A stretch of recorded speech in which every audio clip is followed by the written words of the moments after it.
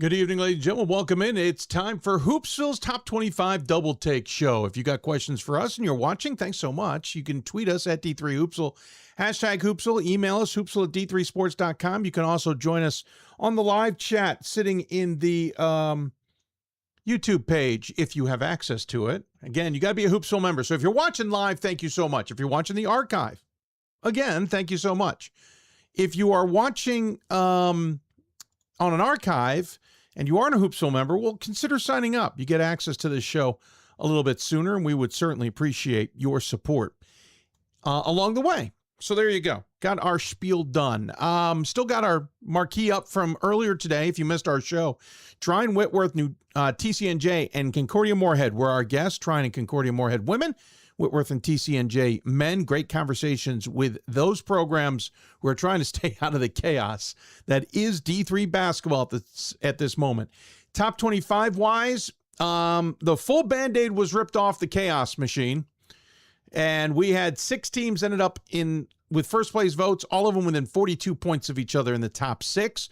Women's side, a little less chaos, but certainly some interesting things coming along. Women later, we're going to hear from Riley Zayas and Pat Coleman with their Dubious Deep Dive, Debatable, and other conversations.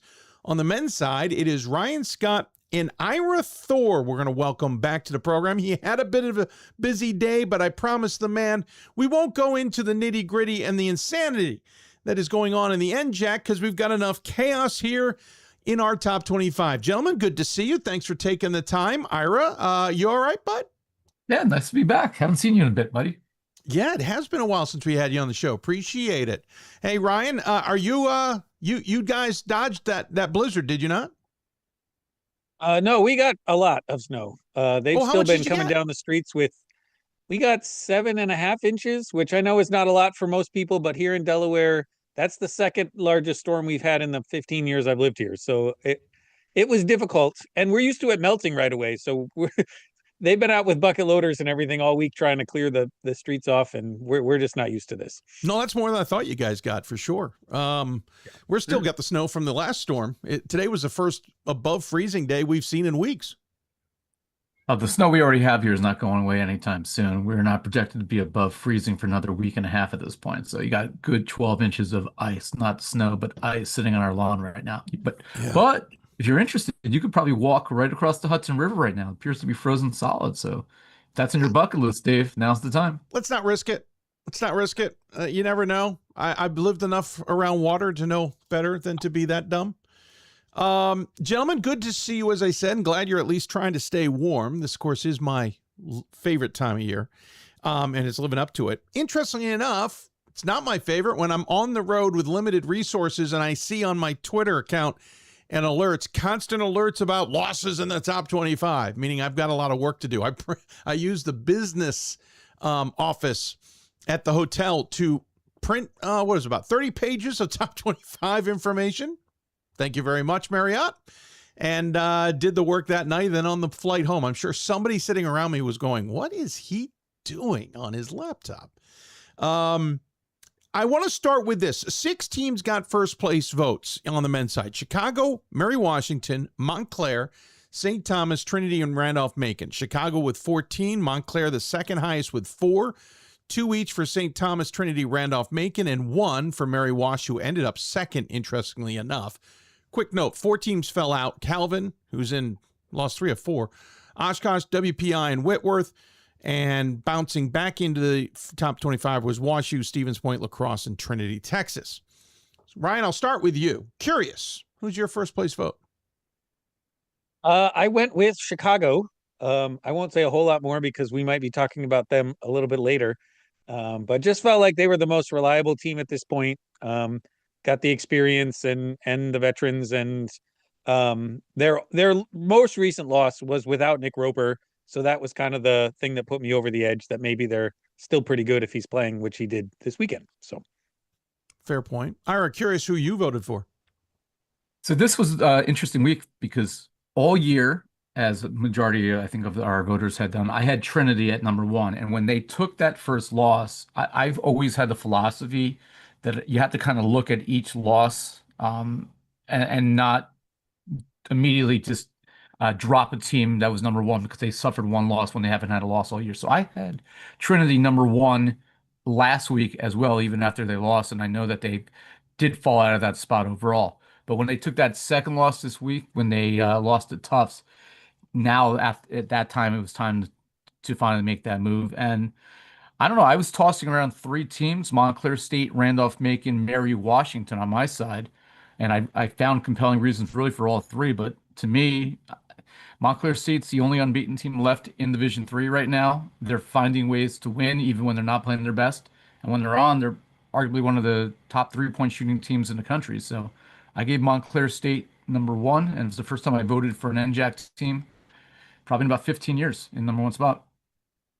Yeah, I'm not sure the last time I voted for an NJAC team at the top. I did not vote for either of those myself. I went back to Randolph-Macon.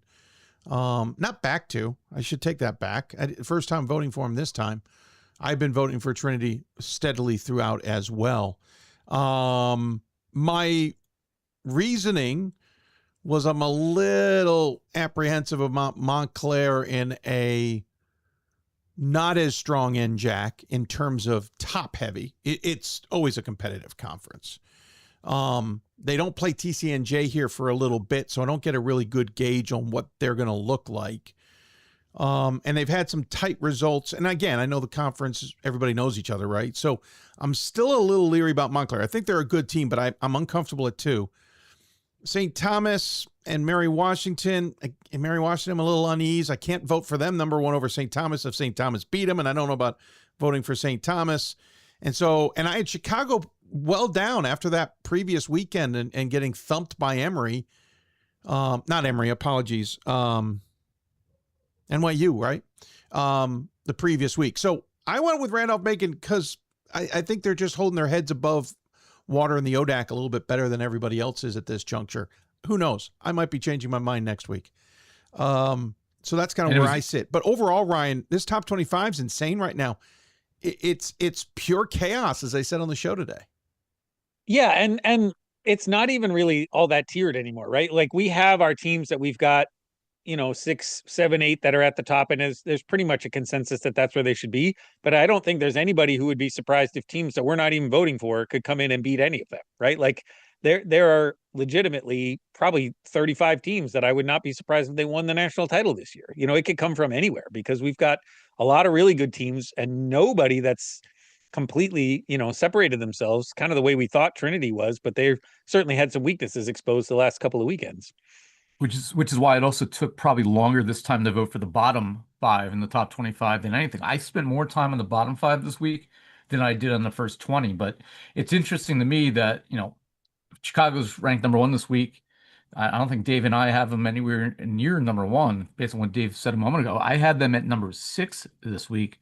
I actually had them at number 9 the week before after taking, and I know they were missing Roper, but when you take a 20-something point loss at home, I can't a week later jump you up to number 1. I just can't see that. And we'll talk about their pros and cons, I guess, as we get to the dubious. But I mean, if it's okay to share, I'll give you my top 5, and we can talk about to you, bud. Why. Yeah, go listen, for it. Go quickly. I've shared my poll I'll get online to some for other years. stuff. I've always been open. My top 5 is Montclair State, Randolph-Macon, Mary Washington, St. Thomas out of Texas, and then I moved Trinity from 1 to 5 after they suffered the second loss. I had Chicago number 6. Sorry, I was moving something around. I heard you. I'm not giving out mine just yet. As anybody knows, you got to be on the Hoopsville member to gain access to it. Granted, you're all Hoopsville members, so to some degree, I could freely give it. But this does go out eventually to the rest of the world. So if you want to know my top 5, become a Hoopsville member. Ryan, I don't know if you want to do that, but your final thoughts before we dive into this grouping of dubious and other selections. Yeah, I mean, I can give you my top 5. I posted it up on Twitter so you can see it. I had Chicago 1, Randolph-Macon 2. I stuck with Emory at 3, Montclair at 4, and Trinity at 5. But yeah, it really was names in a hat, right? There's so many very obvious strengths and weaknesses, right, for all of these teams that can be exploited, and it just comes down to how you're voting, right? And I think the methodology probably changed the way people decided to select. Yeah, fair point. I couldn't, with 2 losses, feel good about Emory. I'm trying to remember where I put them. I slid them pretty hard. I know it's in conference. I get that, but to some degree, you need to see the second one coming. Where did I put them? I have them middle of the pack. I've dropped them out of the top 5 to the middle of the pack. All I'm right. looking at my Let's poll right talk now. Dubious. Emory. Sorry, go ahead. Emory last week, while they were number 1, I had them at number 4. And I actually dropped them after taking the 2 losses down to number 11. I actually had it out of my top 10 altogether. I wasn't a believer last week. Listen, they're a team that can make a run to the Final Four, as all these teams can right now. But I had a number 4 last week, not number 1. And I dropped them down to number 11 because the way I do it, I keep track week by week by week. I can see, how my thought process has been throughout the year.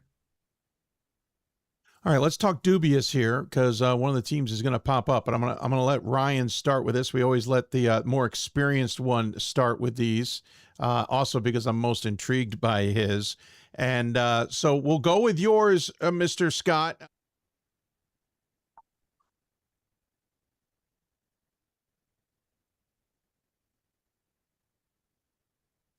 Sorry about that, folks. Somehow my mic dropped off there. I think you heard most of it. Who be your Dubious pick, Mr. Scott?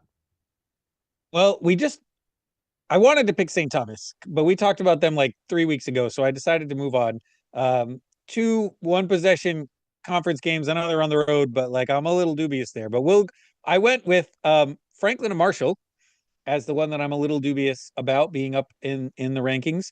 And I know maybe I don't have a right to. I got a little bit of back and forth on Twitter after I didn't have them in the poll. They're 17-2. They do have some decent wins. They went to Virginia Wesleyan and won. They beat Hopkins pretty handily at their place in Lancaster. I just haven't seen a super strong schedule. And the other one is being close. I got some friends who are alums. I watch them probably a little more than some of the other teams that are at that level. And they just seem very inconsistent, right? There's some games that they look fantastic and some games that they look a little lost. And that coupled with the schedule, I just feel like maybe there's some voters voting for the name a little more than what that team actually is, or maybe the record without really investigating it. But that's kind of my dubious play there. And it's a good team. Like, I don't think you should not be considering them. It's just having them in the poll, having them at 18, I'm a little dubious. Ira, your thoughts on the Diplomats? I mean, I have had kind of that wait and see attitude with Franklin Marshall all year, and it's the whole region. I mean, Johns Hopkins has been a team that I've had as high as top 15 this year. I've dropped them out of the poll. F&M right now, I think is for real. This week, what did I put them this week? I had them number 16 this week after they jumped in the poll for me for the first time 2 weeks ago at number 20. Now I have them at number 16. Right now, I think they're playing well. Yeah, the Gettysburg loss, that was like 14-point loss. I think that one kind of had me scratching my head, but then they bounced right back with the 14-point win. I think it was over Hopkins. So I think they're a team that could win that league this year. Could you be dubious of them? I mean, they're not the Glenn Robinson, Franklin and Marshall teams, that's for sure. I would argue even the Glenn Robinson teams could be dubious. I've seen them in person. I was at that Gettysburg game. I've watched them on video. If they can control the game, they're a good team. They play from behind. They're not a good team. They can mentally get out of sorts real fast. And Gettysburg was an example of that. They want to be the bullies. And when they get bullied or they can't control things, they lose their minds. They lose their patience. They cannot play from behind very well. I wish they could be better because they've got some tremendous talent. But one of those talent guys is part of the mental instability. They get more interested in playing games inside the game than they are about executing. I like their talent, but I don't see consistency. You don't lose to Gettysburg by 14. They'll go beat a good Hopkins team, but not one I'm considering in the top 25. I don't think the Centennial's strong at the top. I don't think after seeing F&M, I was voting for them going into the Gettysburg game. I don't see a reason to vote for a Centennial team. Yeah, I mean, when they're rebounding, they're playing really well, right? Yes, you there's can another see the example. games that they've played really well. They have 40 rebounds, somewhere up there. When they're not playing well, it's like 25, and they really struggle. And that's kind of exactly what you said. They want to be physical, and if they get out muscled, they kind of fold a little bit. So, well, even if they start complaining about officiating, one of the technicals in Gettysburg game was a player, well, the one I've been talking about, complaining about a call 2 or 3 possessions prior on the baseline as he's passing an official on a screen. He goes and makes a snarky comment to the official, and the official was done with it. So then they come over to talk about it with the head coach, who's telling him to calm down, and the head coach won't let go. Like Nick Nichey, I love you. But he said the same comment to the official 4 times, and the official's like, I'm done with this. I was walking away from you. Like, if they could stay mentally checked in, they are a good team and one to watch out for. But the chip on their shoulder, I think, impacted them a little bit too much. They could be a darn good team. They've just got to lock in. If they lock in, they got 2 seniors on that squad that will decimate some teams. But yeah, I'm not voting for F&M anytime in the near future. Ira, who's your dubious? So it's interesting because my boy over here from Delaware has them number 1. Sorry, Ryan, but my dubious is Chicago. And again, I don't want anybody to think I'm a Maroon hater because that's the furthest thing from the truth. That they are absolutely capable of winning a national championship this year. They got the guns to make that happen. But I look at it like this. All right, they're number 1. They're number 1 this week in the D3 Hoops poll. They're 16-2 on the year. They got half their first place vote. So obviously they have a lot of believers. But there were 6 last week, 1 week after they got absolutely destroyed by an NYU team that I did not have in my top 25, 89-68 at home. And I know that they were missing a Roper that game. It was Nick Roper. Roper missed that game. But if you're the number 1 team in the country and you're playing a team that is not ranked, or at least that some people are not voting for, you have to be, if you're number 1 in the country, you have to have enough depth to not get annihilated by a team that is not a top team in the UAA. I'm not believing them if they are going to be missing players come postseason. I know in that game NYU shot like 73% from 3-point range. But again, they went from number 6 to number 1 week after losing by 21 at home. The Illinois Wesleyan loss earlier in the year. I mean, that's a close game. I throw that out. And I know one thing obviously that works in their benefit is a couple of quality wins. The win over WashU earlier in the year when I think WashU was top 10 obviously sticks out. That was a 23-point win, I think it was. And they started year 10-1. Shane Regan's really having another great season. Roper obviously, All-American caliber as well. Keenan's dangerous from beyond the arc. What was last year, I think their first time in the NCAAs in about 17, 18 years, right? Remember correctly? I don't know if I can believe in maybe them. at least a decade, I think. Yeah. Last time, look at my notes here. Last It time was early 2010s or something like that. 2008 was the last time. And they lost that heartbreaker at St. John's in the first round last year. It was like one point game. They're good. They're going to be a hard out in the NCAA. They could win the whole thing this year, but I'm dubious of them. I just don't believe that they are the number 1 team in the country right now. Ryan? And time will tell. Time will tell. Yeah, I mean, I'm pretty dubious as well, but there was a lot of teams at the top that I was pretty dubious about, and you got to pick one. And what I came down to was, not having Roper for that game, and the opponent shooting, it was like 16 or 22 from 3, something like that. That just is not going to happen on a regular basis. One of the things we saw last year, it's kind of convenient that we had Shane Regan on an entirely different team. He can be the kind of guy who takes over a game, which Chicago has not had in a long time, and it's really important. But based on his size, like the good teams can usually make it difficult for him. And I think that's where having Roper out there can really be the valve that teams aren't able to double. They're not able to do some of the defensive things against Regan that they can do when Roper's not in. And so, I just 2 All-American guys, all that experience. I'm saying this is the team that I feel like is most reliable out of this top, but I think I'd rather start everybody at 4 after this last week, right? And just not have a 1, 2, or a 3. You know, it's interesting, Ryan, too, because like we're using of all the shows that we could be on to talk about Dubious, it's this week because I remember, I reached out to Pat, I think in our D3 Sports discussion board on Slack. I asked Pat, hey, have we ever had six teams receive number one vote at this point in the season, this late in the season? And he said no.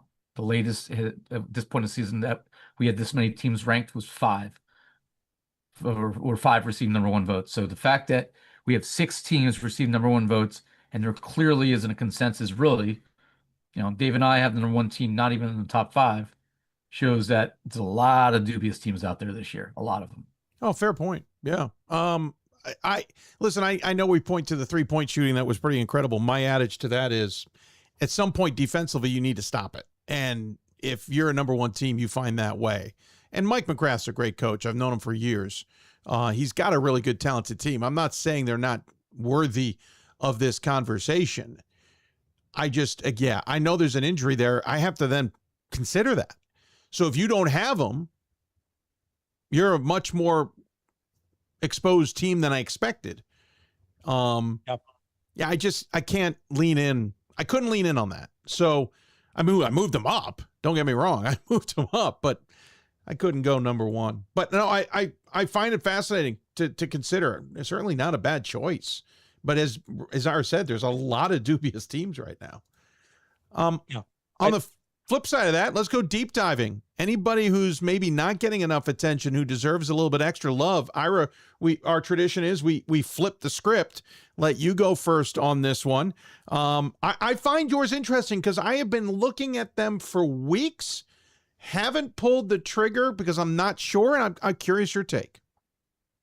So there's a lot of teams that we could look at right here. I was actually thinking Mary Hardin Baylor originally, but we talked about them earlier in the year. You and I saw them in Vegas with the huge win over Redlands. But I'm looking through who has not been discussed this year and might be overlooked, and I came upon Drew, right down the road from me here in New Jersey.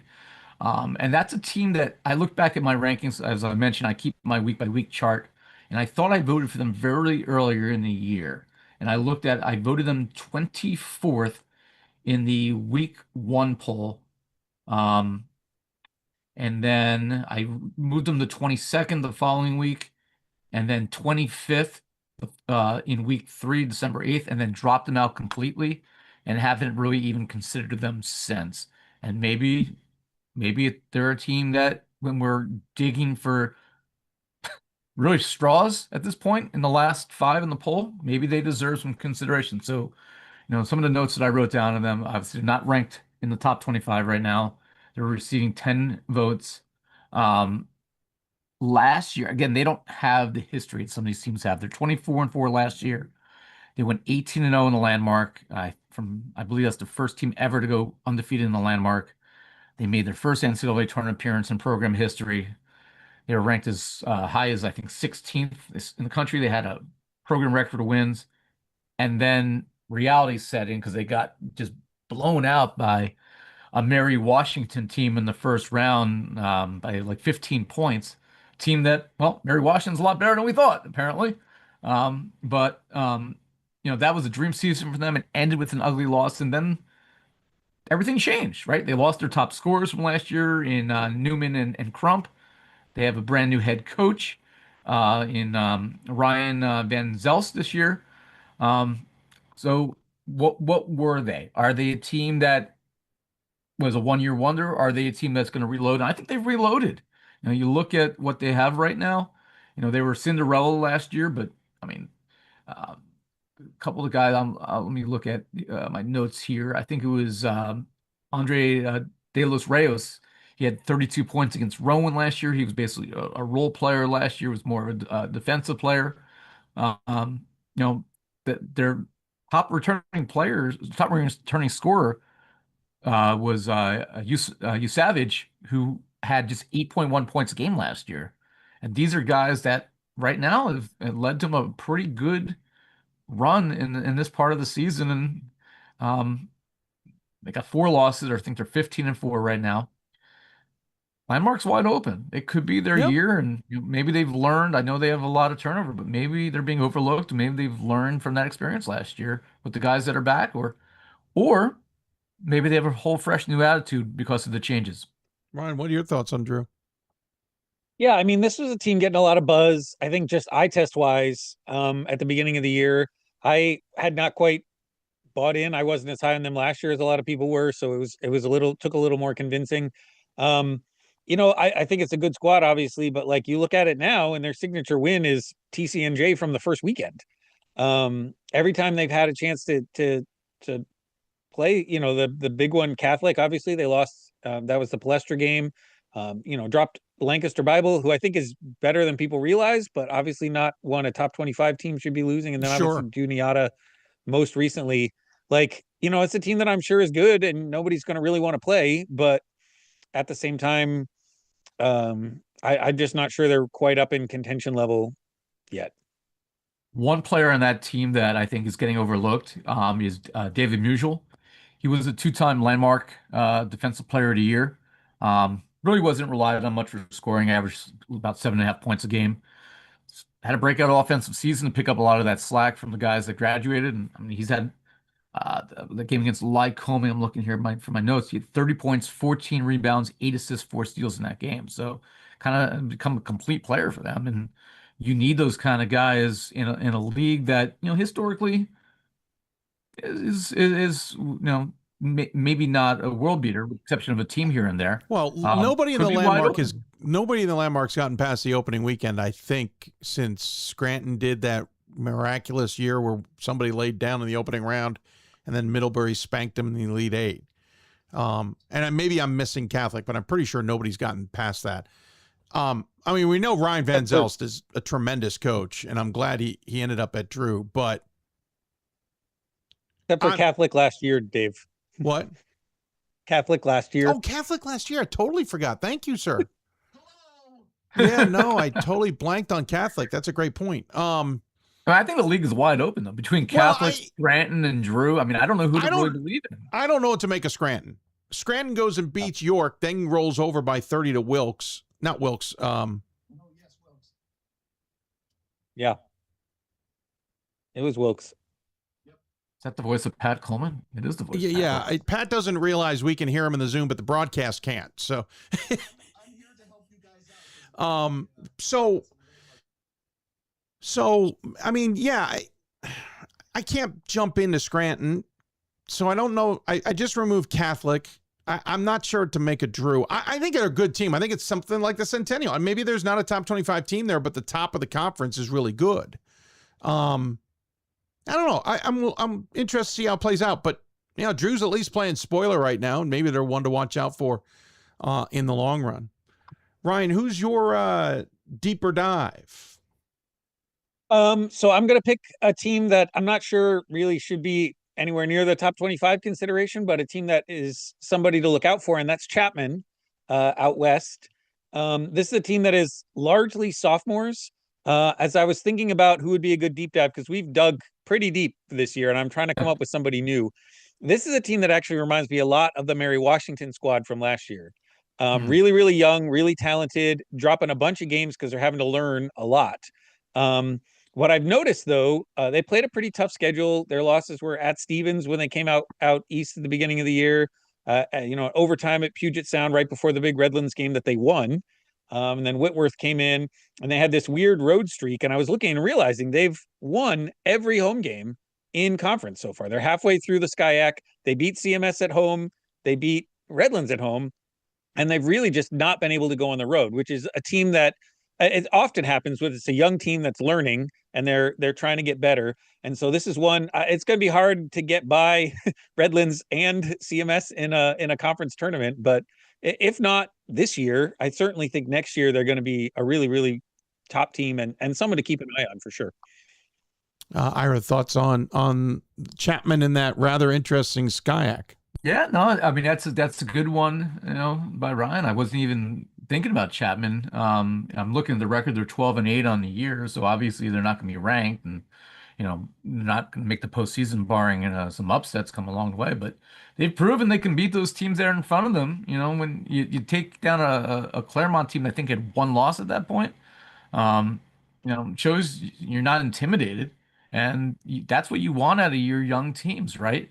not to look at the name on the jersey and being able to react and just play your game. And they clearly did that there. And then I mean the Redlands win I find to be even more impressive now that we saw them in person twice in Las Vegas and had to see what Redlands really was, because there's only so much you can really tell from a team on video and or looking at box scores when you see them in person, like we did with Redlands. I know they did lose that game to Mary Hardin Baylor, but I left Vegas. Oh, leaving Las Vegas. That's a I think movie. I left Vegas thinking, wow, this Redlands team can make a run to the Final Four this year. Yeah, Redlands, that whole conference is rather interesting to me. But Chapman kind of entering the mix a little bit more than I expected is fun, to say the least. All right, we got to move along here. Women are coming up. Let's go to Debatable. Team basically wants another opinion on. Could be a team that you're ranking high and maybe you feel uncomfortable, or low and you want more information on, or just want to debate about. Ryan, we'll start with you. Who's your Debatable? So what I'm bringing up for debate is Virginia Wesleyan. They're leading the ODAC right now, but not in the top 25. I've had them pretty high at different points in the year. I've had them completely out for a while now. They've got, a good team, and you watch them play, and that's why you would want to vote for them. They've got a lot of experience. Amari DeVoe on the outside, Amari Moore on the inside. And when those guys are the two best guys on the floor, they're going to win the game. I'm not sure about their depth, and looking at the schedule, it's really a little bit weird. Like they don't have the right wins anywhere. When they're playing the really good teams, they're losing. They're playing them really well, but not doing so great. They have the 1-point win over Randolph-Macon. That's what everyone's hanging the hat on. But you also have to remember that's the game Jabril Robinson got hurt. So Macon loses their point guard halfway through the game, doesn't have him the rest of the game. Puts a little bit of a spin on that one, right? So they've been playing the good teams close, but they don't really have a win. I just don't quite know what to make of them. They pass the eye test, but I'm not sure how far. Ira, thoughts? I mean, interesting discussion. I mean, Virginia Wesleyan's a team that I had in my top 25 for the first month of the season. I think I knocked them out. Looking at my notes here, I knocked them out. Oh, I knocked them out in the first poll in January after they lose to Mary Washington by like 40 points or so, I think it was. And I know they had a game against Christopher Newport. That was a close loss, but that Mary Washington game, I knocked them out. And let me pull up their schedule here. They lost to Franklin and Marshall as well. Yeah. Yeah, and they had a loss to Roanoke. Roanoke's a team that, I've been voting for most of the year. Not as close as I would like here. Obviously, the win over Macon you mentioned a moment ago. I think the win over Hampton-Sydney maybe opened some eyes a little bit. Maybe they are figuring things out. Interesting team. Again, when we're in a situation where we have 10 to 15 teams that we have in those last 5 spots, maybe this is a team that you want to consider. Maybe they've righted the ship and you can overlook 1 or 2 bad losses. Well, they've got 2 1/4 games over the next 4 days that they have to play. So they have the suspended game against Averett that they're going to start 4 points down. But we'll see if they can get that all crammed in here this week. Yeah, no, it'll be fascinating to see how they get through it. Dave Macito's another solid coach, right? We know he's got a good team. I've had him in my top 25. They've yo-yoed a little bit. I've still got him in there near the bottom. I don't know what to make of them because, as you point out, Ryan, there's moments where you're looking for that next evolutionary step, and maybe we'll learn some more this weekend. Ira, who's your Debatable? My Debatable is we're going to stay in the same state because Virginia is for lovers. Go down the street. And we are going to go down the street. We're going to go to, and we didn't plan this, folks. This is just how it ended up here. But I'm going with Christopher Newport. And, they're a team that could be a team that makes a deep run. They could be a day one bust, but they're 17-3. I voted them number 9 this week. That was the highest that I've voted them all year, including the preseason. But I've always had them kind of hovering around that 15-14 mark, and they've slowly started moving up. But 17-3. Obviously, they lost 2 of their first 3 games. Pat Coleman's Catholic squad beat them by 10 at home. They've been in 9 straight NCAA tournaments. They won the national title 3 years ago.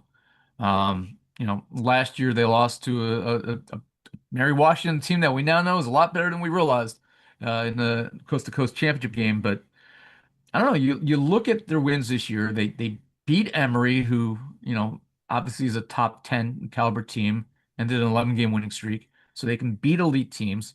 They're on a 7-game winning streak if my notes are right here. They have the talent here with Hollenbeck and Colin Hines and Henderson to be a team that could make a run here. I mean, I think they're ranked 12th right now, 13th, something like that. I think they got the tools.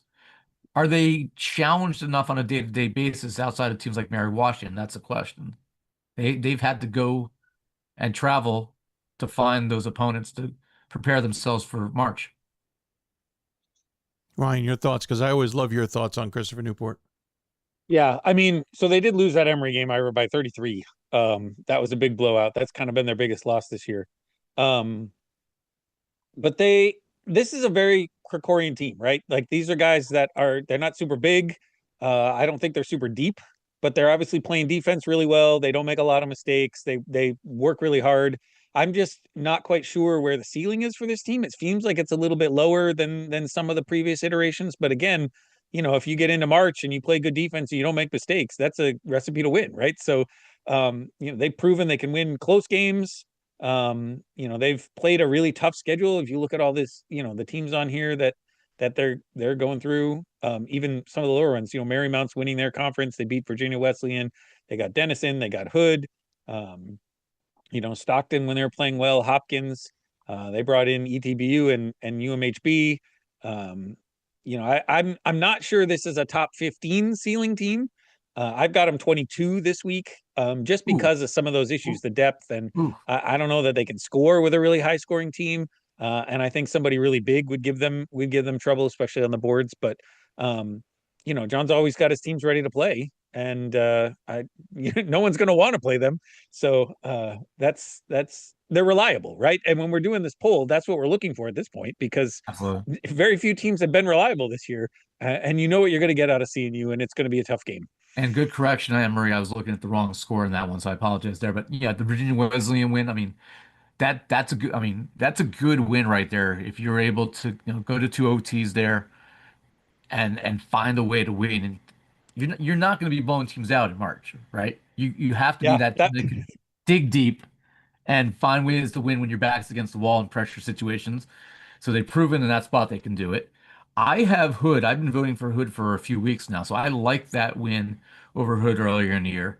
I love the win over Stockton. I think Stockton is a team that could be on the list in the future for deeper dives here. You have lost your mind. I like Stockton. I like their coach, but I would no.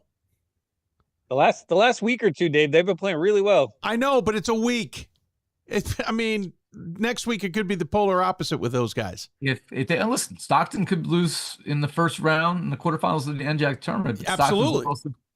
Stockton's also a team that finds a way to turn it on. 14, and they're uncomfortably high for me. I like John and all, but they're not a team that blows me away. Listen, I don't think Stockton is an NCAA team at all this year, but we've said that in the past, and they've found a way to get to March and then go on runs. So, well, but if that's your thought, then I don't know why there's a top 25 conversation. I'm just saying you can never overlook them. But my point at Christopher Newport, I look at that as a good win over Stockton. Rowan's having a terrible year, so that's not a win that really pops off the page. But the win over Hopkins, I still think Hopkins is the top 25 team.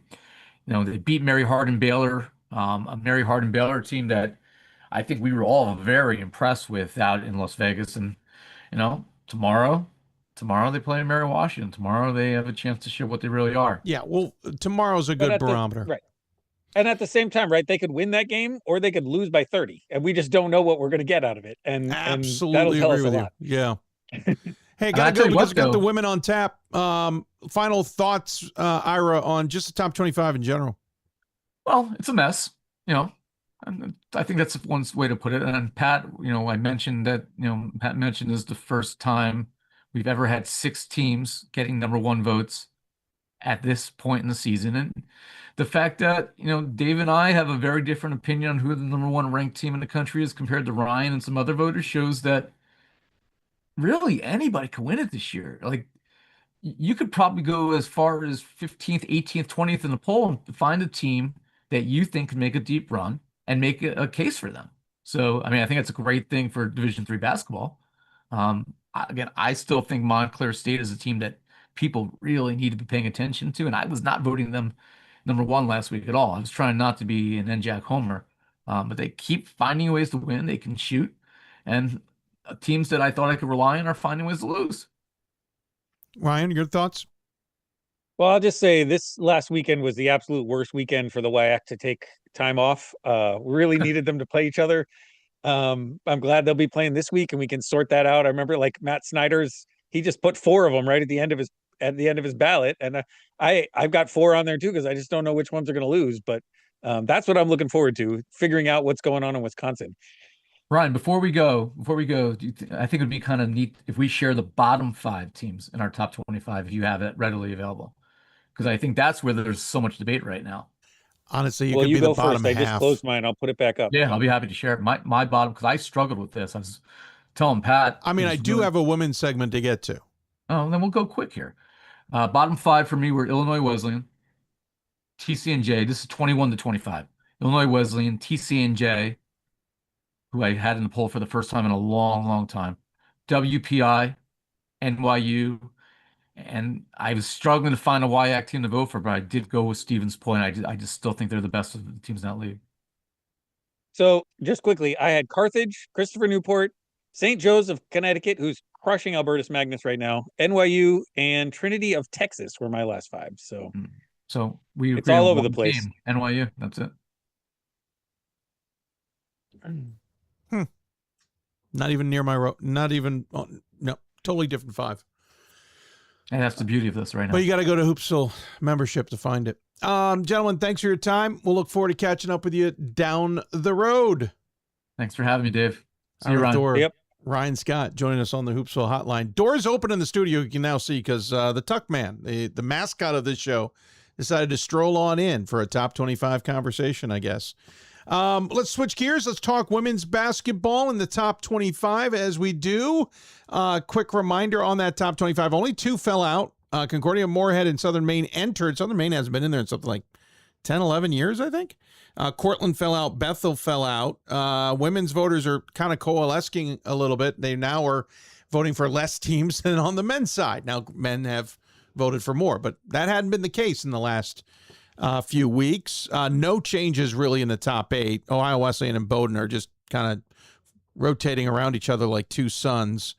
And Denison, Whitewater, John Carroll, Bates, they're all kind of in and around each other. Hope fell 4 spots after losing again. I'm actually surprised they only fell 4 spots. Joining us to talk about the top 25 on the women's side, it's Riley Zayas, and Pat Coleman joins us from D3Hoops.com. Gentlemen, first and foremost, we'll start with overall reactions of the top 25, Riley. Yeah, Dave, it's appreciate you having me on again. This is always fun, but yeah, top 25 on the women's side this year has been almost the polar opposite of the men's side. It feels like, we're watching the men's side. There's all kinds of chaos going on through, top to bottom in that poll. And the women's side, it's been kind of the same consistent group week after week that we've seen just kind of holding serve. And there's certainly been some really good matchups in there. We had some great matchups this past weekend, but the women's side has been a lot more consistent, it feels like, at least in terms of how the voters are seeing it. You're not seeing a whole lot of significant movement from week to week. And so at this point, it looks pretty similar as it did to the week 8 poll just last week. So not a whole lot of movement, which honestly, my ballot reflected that as well. Pat, your thoughts? My ballot hasn't changed all season. I'm just going to say, for full disclosure, I am not a voter on the D3Hoops.com Women's Basketball Top 25, but I'm here to represent the poll and talk about it. I would relate an anecdote from some years back where we had a voter who had been on the women's poll for probably a decade or so, and then we had a spot where I really needed someone from that conference to vote in the men's poll.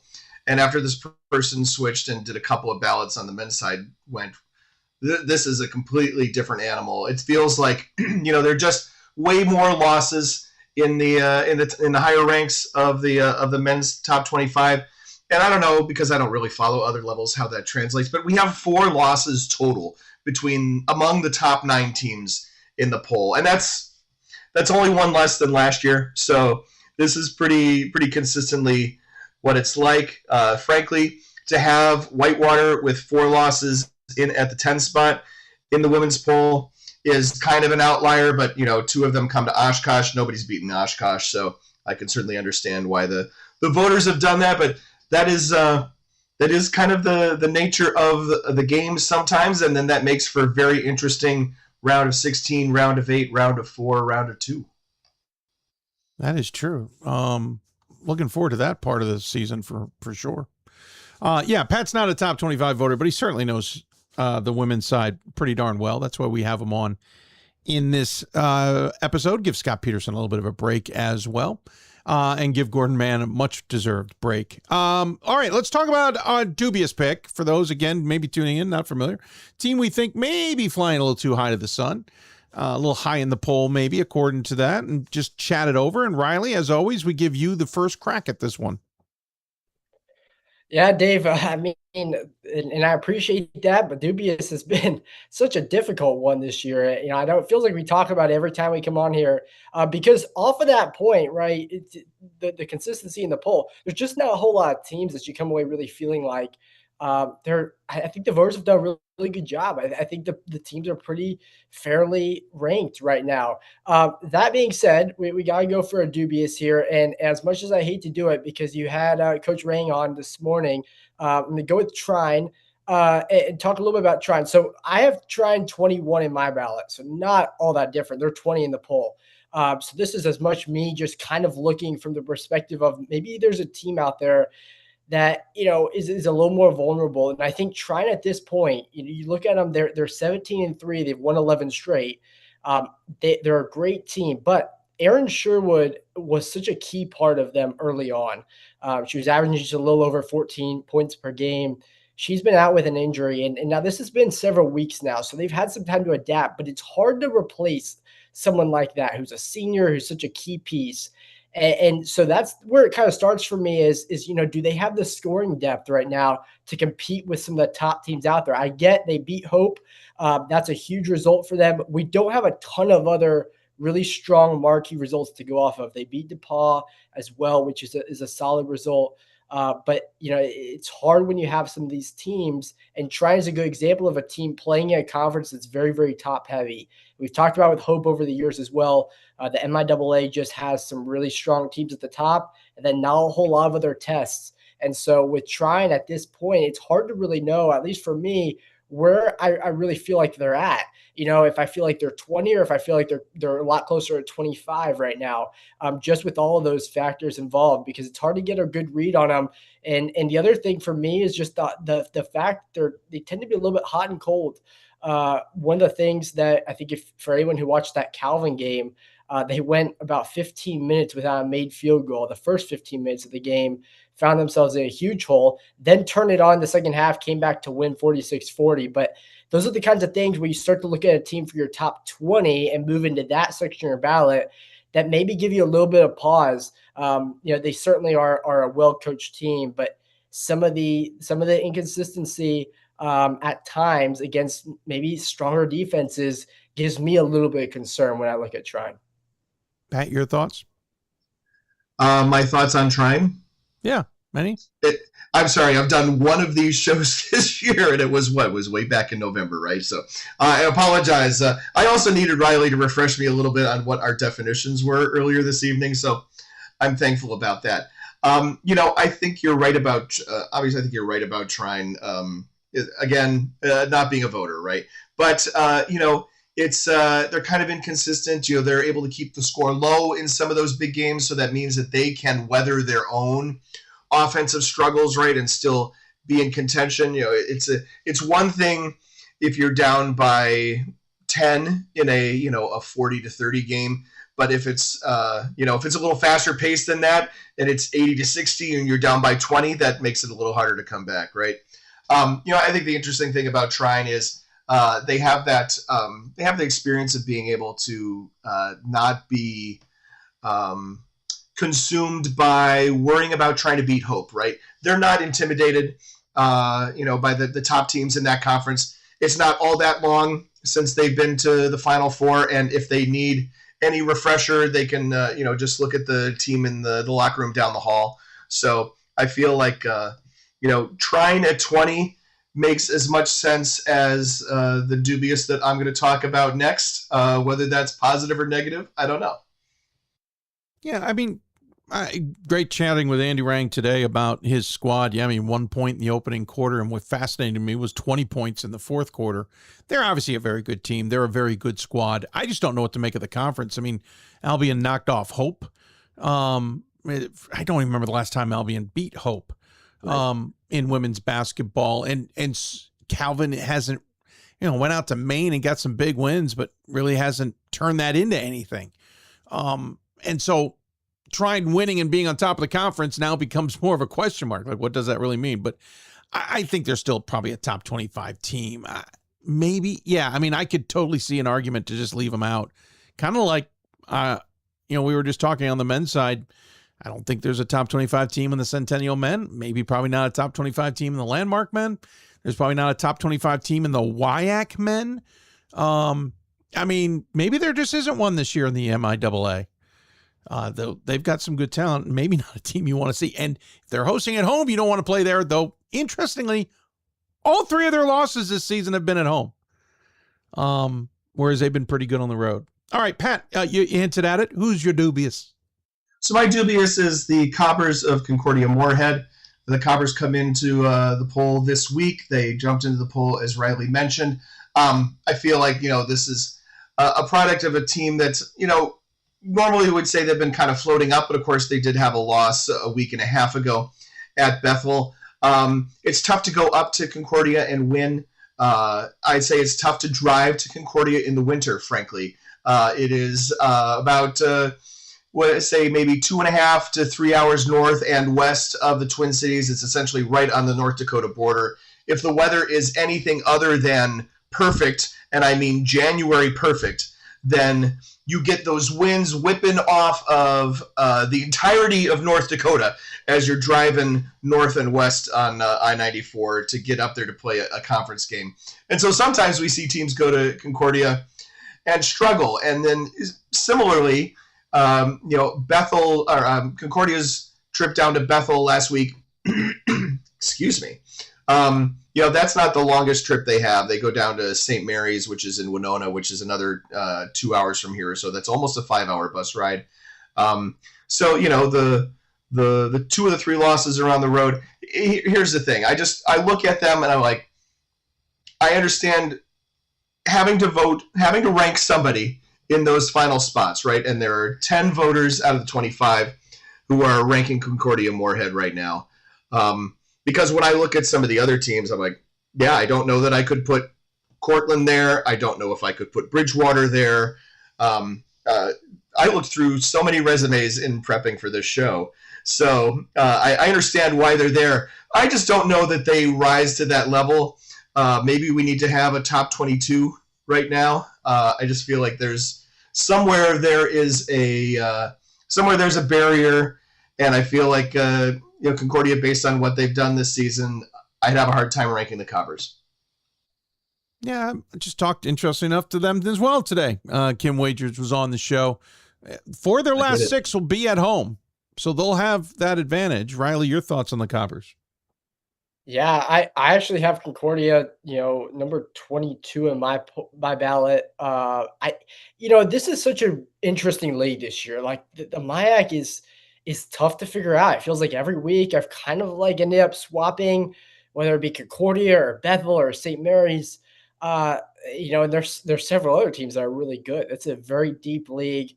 And honestly, at this point, it's interesting the way this league is playing out. It feels very similar to the WIAC in that we're having a lot of really close games.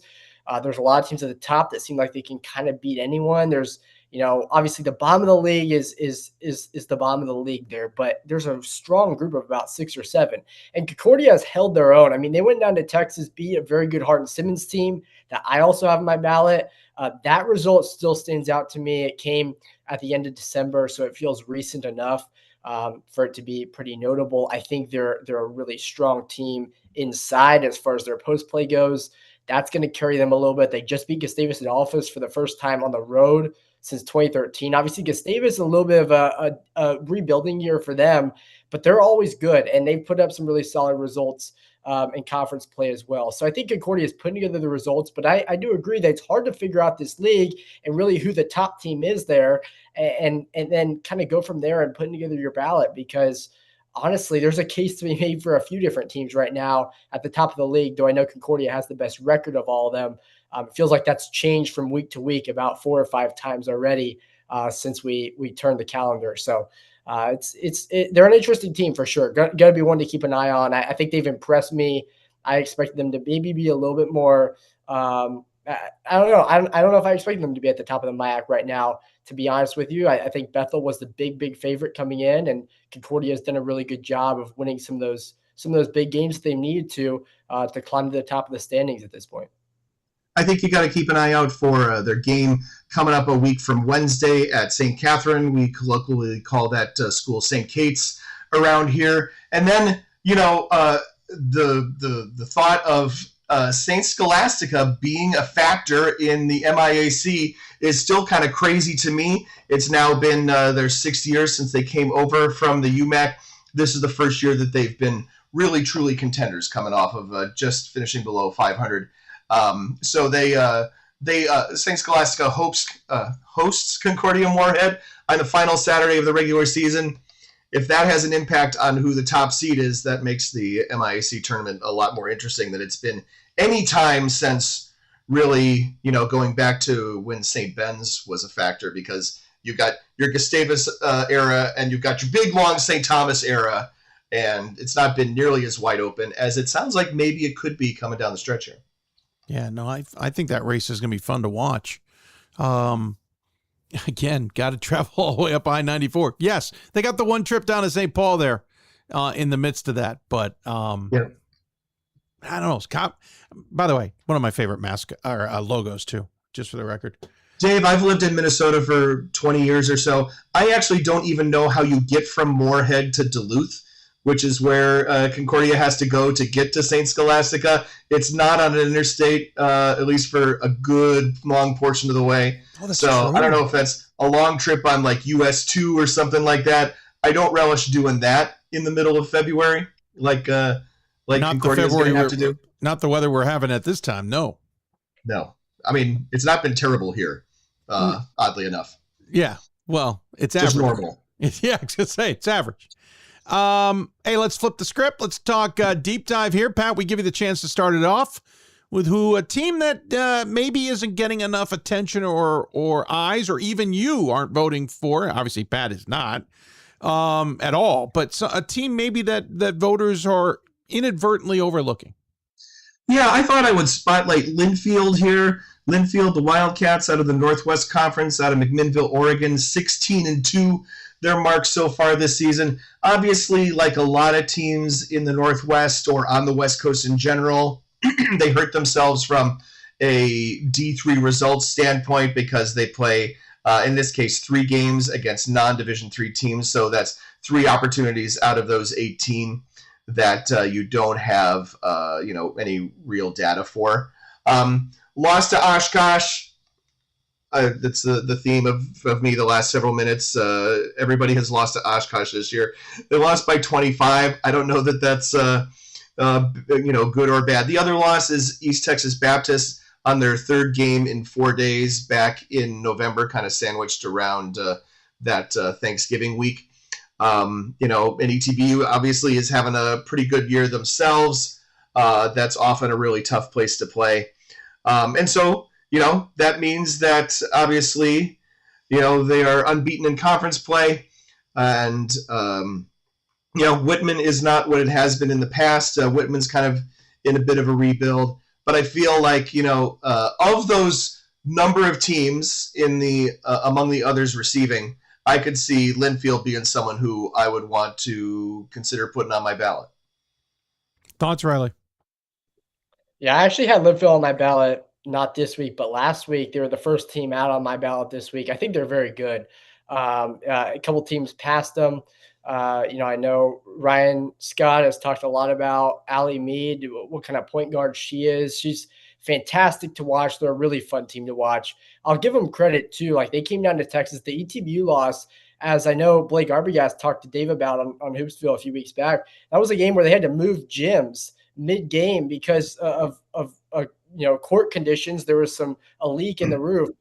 So some adversity there that Linfield had to deal with, in addition to just being on the road. But credit to them, they got to Hawaii, they got to Texas, they played some good Division III opponents in non-conference. It gives you a better feel for maybe where they're at. I think they've gotten better since those trips in non-conference. The Northwest Conference not being as strong as previous years doesn't help them. I expected the league to be a little bit tougher than what it's ended up being, but they've also done a really good job navigating it. They've won a lot of games by large margins. You can tell that they're far and away the number one in the Northwest Conference. So at this point, I really like Linfield. They're close to being on my ballot. They have been in past weeks. And I think they have a chance to really, make some noise when we get to March, depending on how the bracketing plays out for them. Linfield's that conference kind of gets overlooked, right? For good reason. Whitman is not nearly as dominant as they have been. Kind of like the Wildcats. Someone's going to have to come out of there, and they could make some waves. They're going to have to do some traveling, though. That is for sure. And Oshkosh, that was part of that trip that Oshkosh made, that when we talked about it on the show, was designed to get that team ready to travel in the NCAA tournament. Feels like Oshkosh isn't ready to do this long travel, play 2 games thing. It's not a traditional tournament, obviously, in the sense of playing in 2 different places, including McMinnville. But that was the purpose of that trip. So interesting ties this late in the year. Pat, update. I decided to look into that trip. We'll get to it later. Yeah, that's insane. In the meantime, Riley, who's your deep dive? Yeah, Dave, I'm actually going to go back up to Minnesota and talk a little about St. Mary's, the MIAC. St. Mary's is very good. I didn't have them on my ballot this week, but they were another one of those teams that was kind of my next 5 out. I think they've done a really good job of putting this group together this season. I mean, the job that Coach Shelton has done up there, they were 0-20 in the league 2 years ago. And to look at where they're at right now, tied for second place in this league, and they've beaten good teams to get there. You're not going to be tied for second in this league at this point if you haven't beaten good teams. They were 1 shot away from being Bethel at Bethel. This past weekend, they beat Bethel by double digits at home. They've also beaten Concordia. They beat them by 12 back in early January. They put together the results that you want to see from a team. And the interesting thing about St. Mary's is, not only for this year, but for future years, this is a team that has 1 junior and 1 senior. Everyone else is freshmen and sophomores. They're very young, very talented, and they do a great job on the boards on both ends of the floor. The rebounding, as we've talked about on previous shows, is always going to give you a chance when you get into tournament play and start to get into March and the big games down the stretch. And then I think offensively, they're very cohesive. They move the ball, they share the ball, they have multiple scorers. I think they have 3 averaging double figures in scoring right now. So a very good team, a fun team to watch. I think they could be a factor in this conference title race as we move along based on just some of the results they've been putting up as of late. Again, think that race is a fascinating one to watch this season, playing out. And one of 5-6 teams all within shouting distance at the top. To answer it, since you dove into it, Pat, it seems like you take Route 10 over to the Detroit Lakes area. Then you jump on Route 34, apparently known as a Lake County Scenic Byway. You take 34 all the way over to the Walker, or also known as I think Awanichi area, I believe is the town just south of Leech Lake. You take Route 210 there. I'm sorry, 200. You go all the way across. You eventually pick up Route 2, take Route 2 all the way over, and dumps you into Duluth. There is an option south of there that's 15 minutes longer that goes around the top of Mile Locks Lake. Mille Lacs Lake. Mille I Lacs. applaud you. You've gotten so many good Minnesota place names right. Getting Minnesota and Wisconsin place names correct is A, really good for our credibility, and B, kind of difficult. No, I definitely looked up one. Ryan Scott has been hanging out in the chat, much like I did during the men's show, and you know how Ryan Scott is a driver across of the country. He was just thinking US 10 and US 2. I don't know about Lake Country Scenic Byway outside of scenic time of year. I will say that Mille Lacs is that gigantic lake that you see in the middle of the state on the map. For those of you who have a mental picture of Minnesota, St. Mary's has been really interesting. You know, it's like their win total year to year over the past 20 years or so is just a roller coaster. You think back to it's now almost 15 years ago when Mandy Pearson was the head coach. They had those 2 years in a row where they won 22 games, they won 24 games, and then like Riley mentioned, 0-20 in the league a couple years ago, 2-22 overall. They had a 5-win season. They've already won more games than they did all of last year, and if they win one more, they haven't won 16 games since 2017. I think it's really interesting. At St. Mary's, that is a school that doesn't have, frankly, a lot of athletic tradition outside of maybe hockey.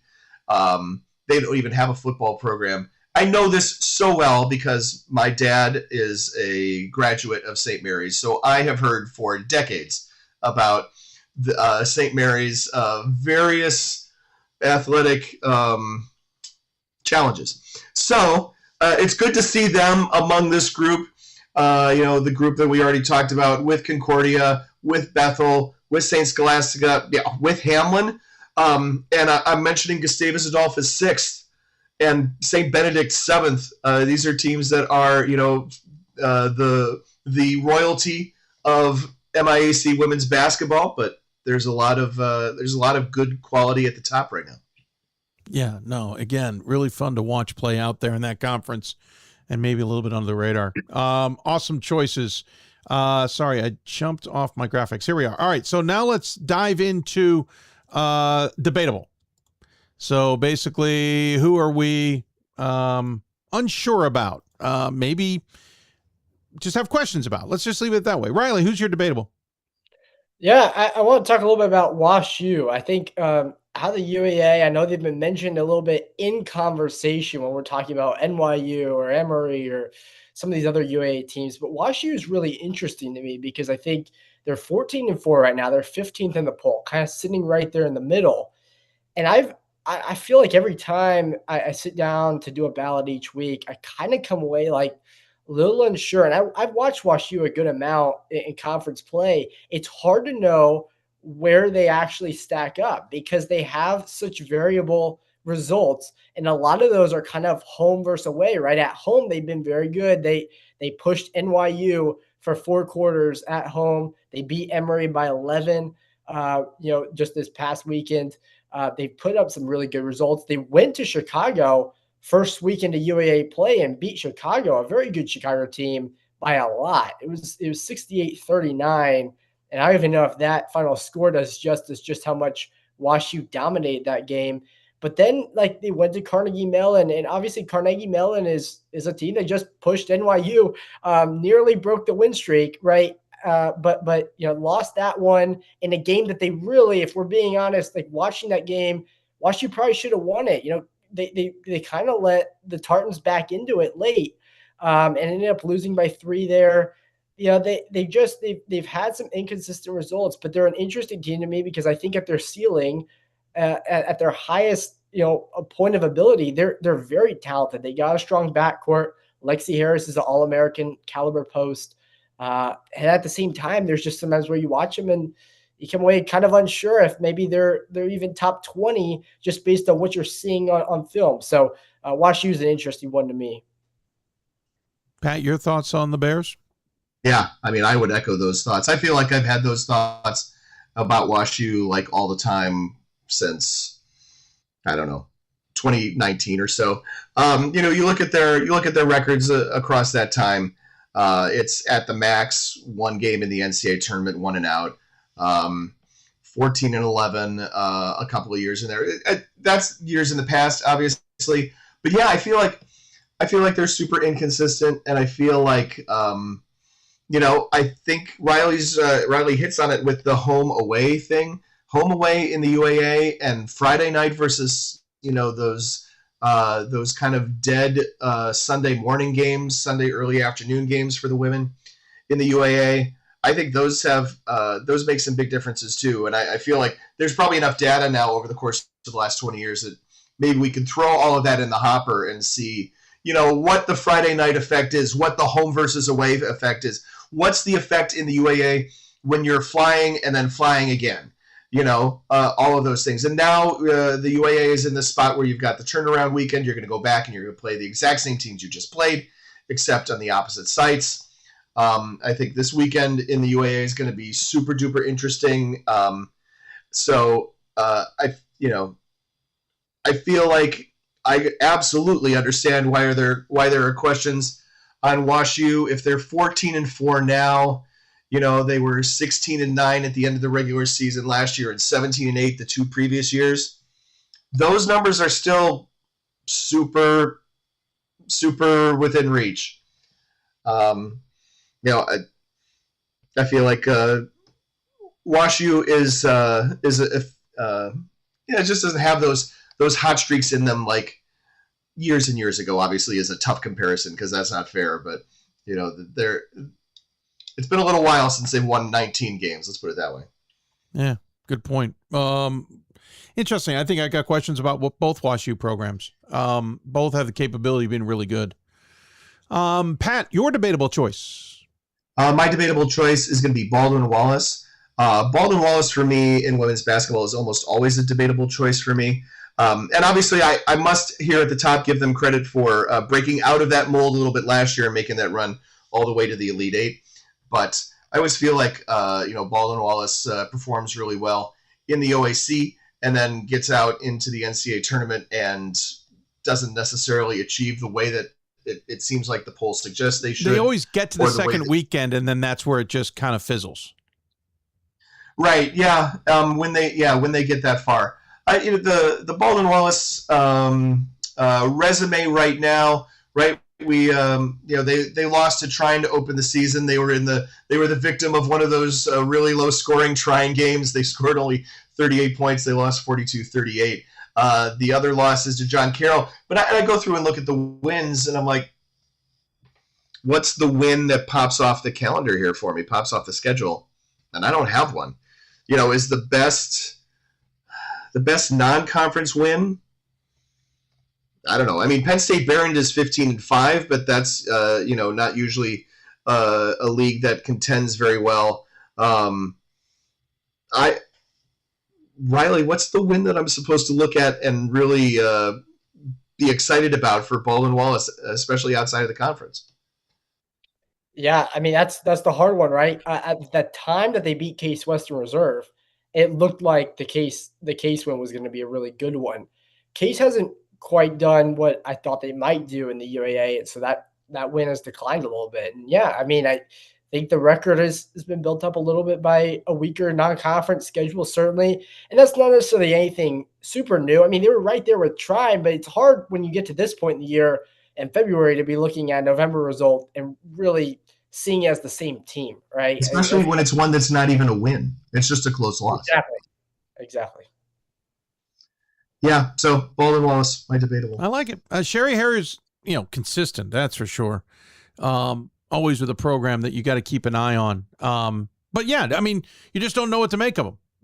Sometimes I think we overrank them. Sometimes I think we underrank them.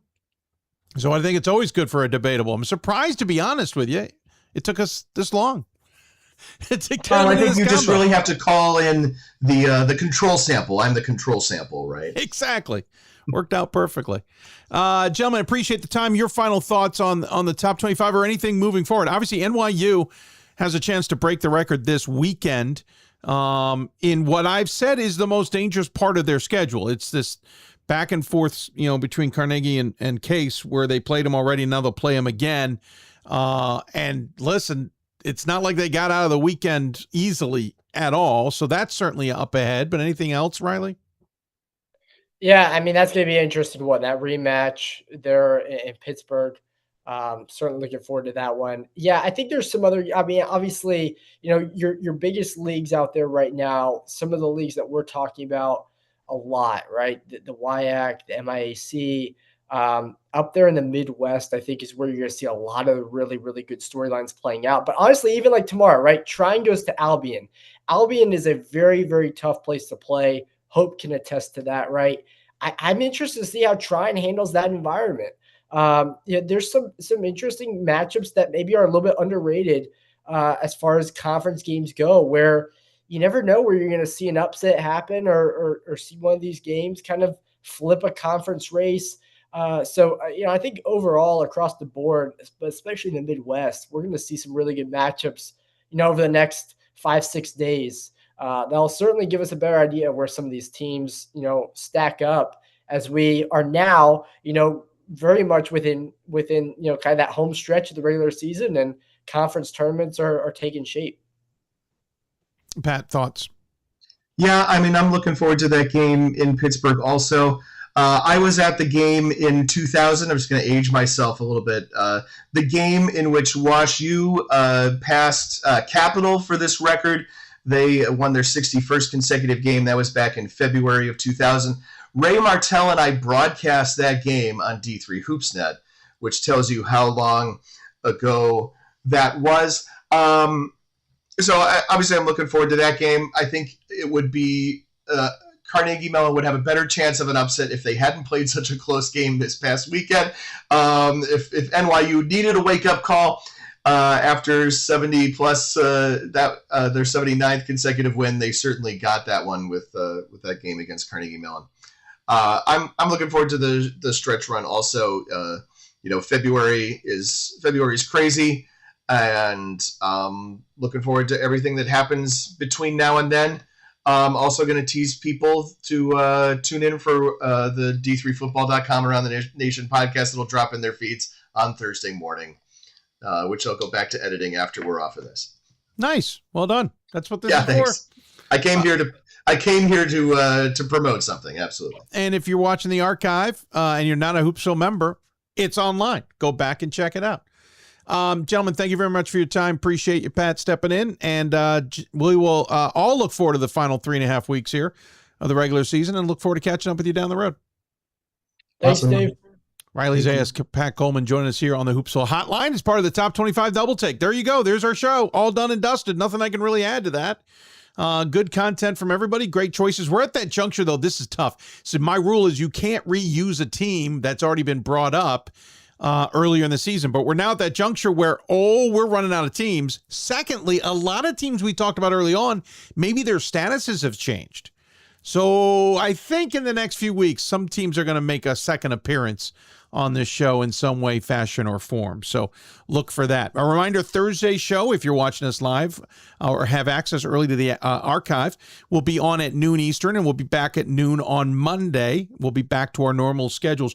A reminder, February 19th, our big top 16 reveal. It's not really going to be a reveal of the top 16, but we're diving in deep. 10 days to go in the regular season. We'll be talking to the committee chairs, answering your questions, talking about some nuanced things about the tournament so you can better understand it. And hopefully, we got to work out some details with this, hopefully getting some individuals to come in and say, here are the games to watch. Here's how the top 16 could change. Here's why this is important. That's all ahead on February 19th. Circle at 7 p.m. Eastern for that one. With that, we'll wrap it up. Nothing we can add to this show. It was a great conversation with Ryan Scott, Ira Thor, Pat Coleman, and Riley Zayas. Appreciate their time. Reminder, if you missed the show earlier today, Trine Whitworth, TCNJ, and Concordia Moorhead on the show.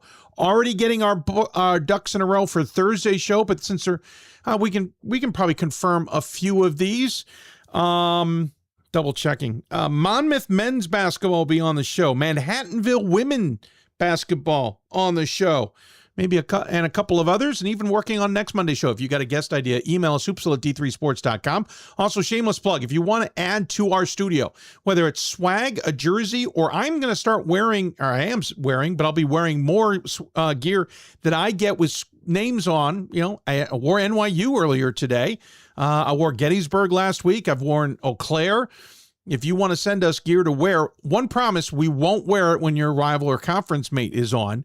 But send us an email, hoopsville@d3sports.com. We'll send you all the details. And then don't forget, buymeacoffee.com/hoopsville. If you're watching this live or early access to the archive, you already know about it and you're a Hoopsville supporter, and I thank you very much for that support. Buymeacoffee.com/hoopsville. If you're watching this later, become a member, get earlier access, see my top 25 ballot each week, and a whole lot of other perks. Buymeacoffee.com/hoopsville. No, seriously, buymeacoffee.com/hoopsville. Thanks, everybody who tuned in. Hope you enjoyed the show. We will catch you back here next Monday at 7 p.m. Eastern to talk about all of this once again. Hope you enjoyed it. Thanks for tuning in. Catch you on Thursday and next Monday.